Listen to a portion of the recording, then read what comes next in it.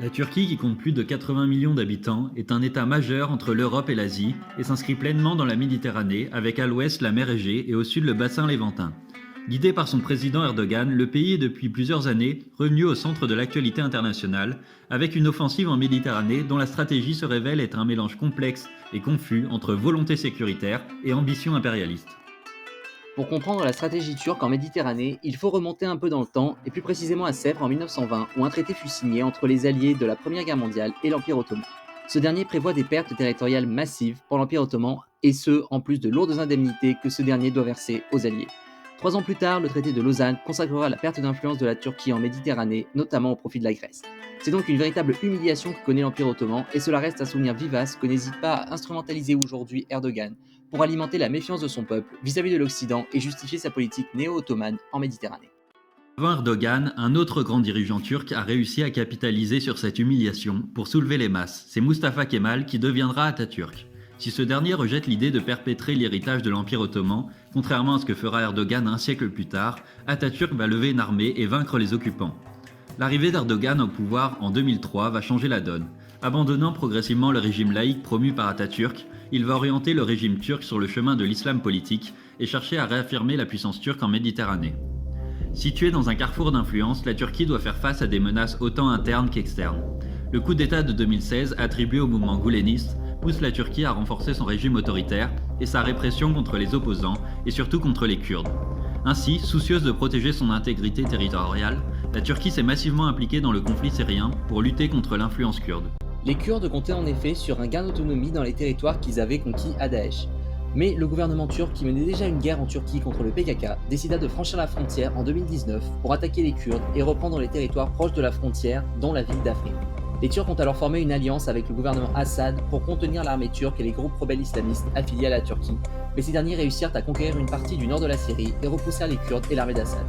Les combats sont aujourd'hui encore et toujours en cours, et ce, même si des cessez-le-feu ont été plusieurs fois mis en place, notamment sous l'impulsion de la Russie.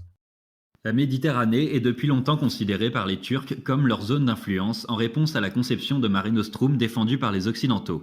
Profitant du retrait américain, du chaos dans les pays arabes et de l'indécision des Européens, les Turcs ont depuis quelques années multiplié les démonstrations de force dans cette zone, invoquant la remise en cause des traités inégaux et la renaissance du grand empire ottoman.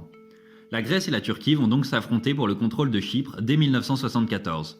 Si le régime des colonels en Grèce ne parvient pas à rattacher l'île à la Grèce, la Turquie quant à elle envahit la partie nord de l'île.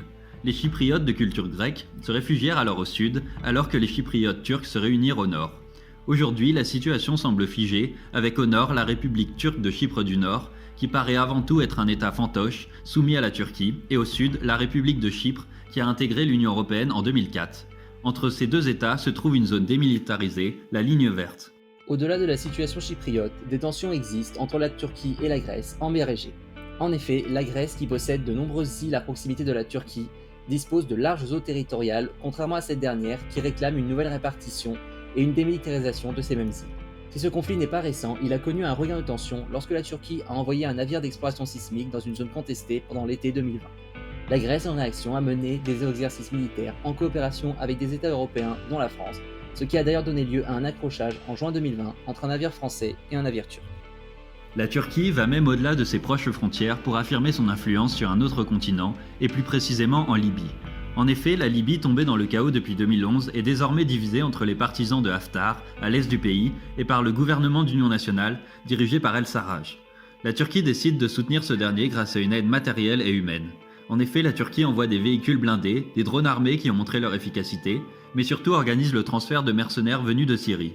Ainsi, 2000 mercenaires auraient été envoyés par la Turquie. Pourquoi un tel engagement de la Turquie en Libye ?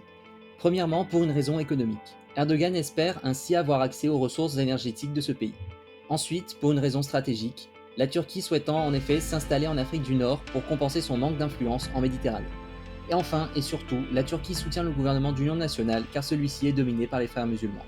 En effet, cette organisation a pour but de mettre au pouvoir des gouvernements islamistes au sein de la région et est très proche d'Erdogan et de son parti, l'AKP, au point de faire dire à certains analystes que la politique étrangère de la Turquie est alignée sur les intérêts des frères musulmans. La Turquie a donc profité du vide laissé par les révolutions arabes et du retrait américain. pour s'imposer en Méditerranée avec un certain nombre de succès. Cependant, cette politique étrangère expansionniste, motivée par la religion et par une méfiance à l'égard de l'Occident, a nécessairement eu des conséquences néfastes pour la Turquie, qui s'oppose désormais à la Russie, aux États du Golfe, mais aussi à la Grèce et à la France. Cette position la menace donc d'être exclue de l'OTAN, même si la Turquie reste une puissance militaire importante pour l'organisation transatlantique. Par ailleurs, la Turquie s'éloigne sans doute définitivement d'une intégration dans l'Union européenne.